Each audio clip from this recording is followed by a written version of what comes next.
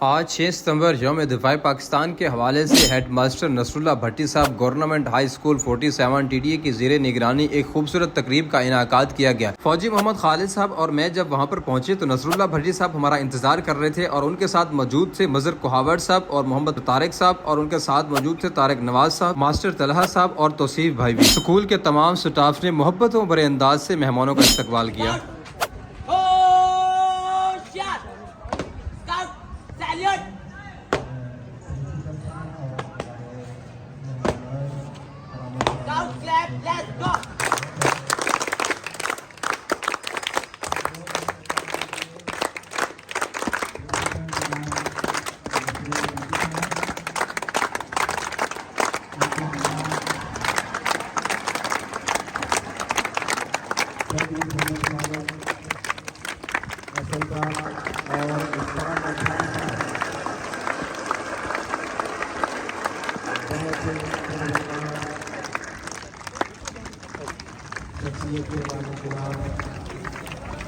نصر اللہ بھٹی صاحب نے کچھ عرصہ پہلے ہی گورنمنٹ ہائی اسکول کی خدمت کے لیے ہیڈ ماسٹر کی حیثیت سے اپنا چارج سنبھالا ہے۔ نصر اللہ بھٹی صاحب ماشاءاللہ محنت، لگن، خدمت اور محبت کا بے پناہ جذبہ رکھنے والے شخص ہیں۔ تقریب کا انعقاد ہونے والا تھا اور تمام سٹاف اپنی اپنی نشستوں پر بناجمان تھے اور government high school 47 T D اے کا خوبصورت ماحول دلوں کو لبھا رہا تھا۔ تقریب کی کمپیئرنگ کے لیے ماسٹر محمد شاہد صاحب نے خوبصورت انداز سے اپنے فرائض سر انجام دیے۔ تقریب کا باقاعدہ آغاز تلاوت کلام پاک سے ہوا۔ سکول حاضہ کے ایک طالب علم نے خوبصورت انداز سے تلاوت کلام پاک کی۔ Government high school 47 T D اے کی اسٹرینتھ ہی ماشاءاللہ بہت اچھی ہے اور اس کے ساتھ ان کا ڈسپلن بھی مجھے بہت زیادہ پسند ہے۔ یوم دفاع پاکستان کی اس خوبصورت تقریب کے اندر مختلف طلباء نے اپنے ٹیلنٹ دکھائے۔ اس دن بہادر پاکستانی شہریوں نے اپنی افواج کے ساتھ یکجہتی کا بے مثال مظاہرہ کیا تھا۔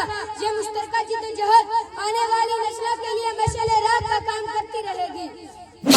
تاروں کے رازدانوں میرے نغمے تمہارے لیے ہیں، میرے نغمے تمہارے لیے ہیں، اے وطن کے سجیلے جوان۔